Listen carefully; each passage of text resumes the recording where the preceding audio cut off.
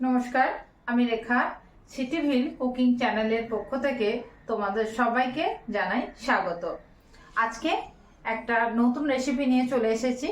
রেসিপিটা কি সেটা তোমাদের সাথে শেয়ার করব। আজকে বানাবো সসে বসে মাছলি। তো সসে বসে মাছলি বানানোর জন্য আমি মাছ নিয়ে নিয়েছি, সুন্দর করে কেটে ধুয়ে জল ঝরিয়ে রেখেছি। আর সস তো লাগবেই, যেহেতু সসে বসে যাবে মাছলি, তো তার জন্য সস নিয়েছি।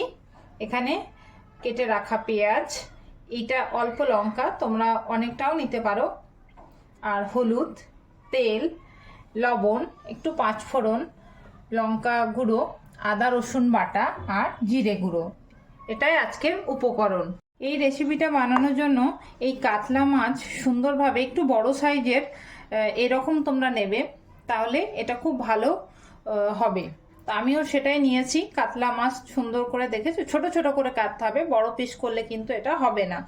তো তার জন্য আমি কি করবে, এবার এর মধ্যে একটু লবণ আর হলুদ, আগে হলুদটা দিয়ে নিচ্ছি, আর লবণ সুন্দর করে মাখিয়ে নিয়ে মাছগুলো ভেজে নেব। একটু ডিপ ফ্রাই হবে।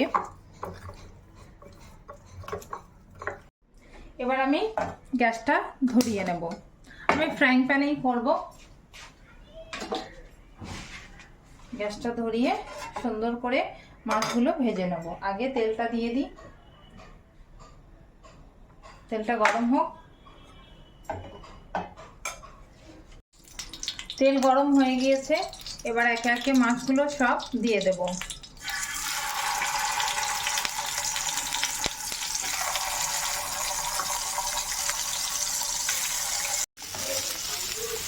মাছগুলো দেখো ভাজা হয়ে গেছে।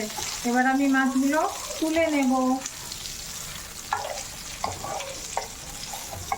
কড়া করে মাছ ভেজেছি। এবার আমি পাঁচফোড়নটা দিয়ে দেব।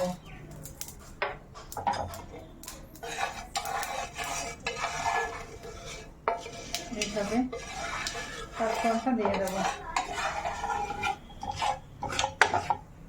তারপর পেঁয়াজগুলো দিয়ে ভেজে নেব।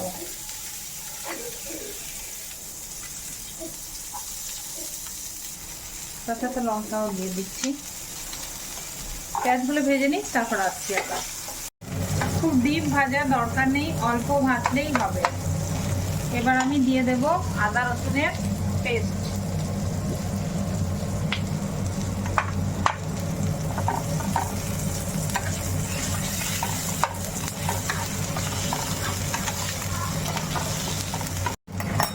এবার দেব লবণ পরিমাণ মতো,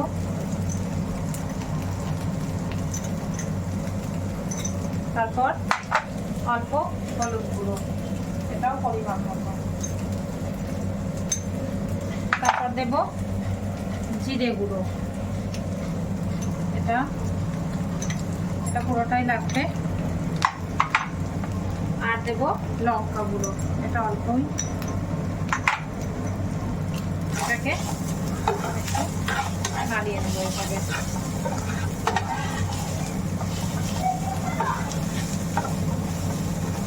দিয়ে দেব যেভাবে।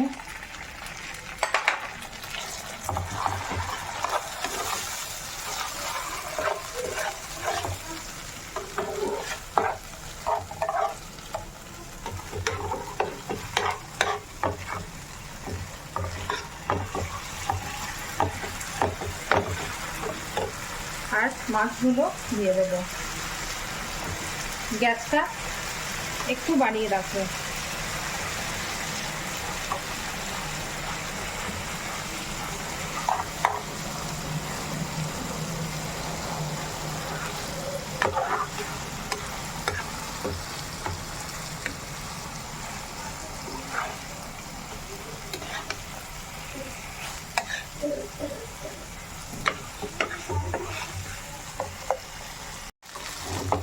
এবার এই যে সুন্দর করে মাছটাকে সসের সাথে মিশিয়ে নিয়েছি, দেখেছো একদম মিশে গেছে। আর লাস্টে আমি একটু ধনেপাতা দেব। তার কারণ হচ্ছে সসের একটা গন্ধ থাকে, সেই গন্ধটা যাতে না পাওয়া যায় তার জন্য। এইভাবে কিছুক্ষণ ঢাকা দিয়ে একটু স্ট্যান্ডিং টাইম রাখতে। আমার রেসিপি রেডি হয়ে গেছে, রসে বসে মাছলি। খুব কালারফুল হয়েছে। আর এটার টেস্ট কেমন হয়েছে সেটা জানতে হলে দেখতে হবে সিটিভিল ব্লগ চ্যানেল।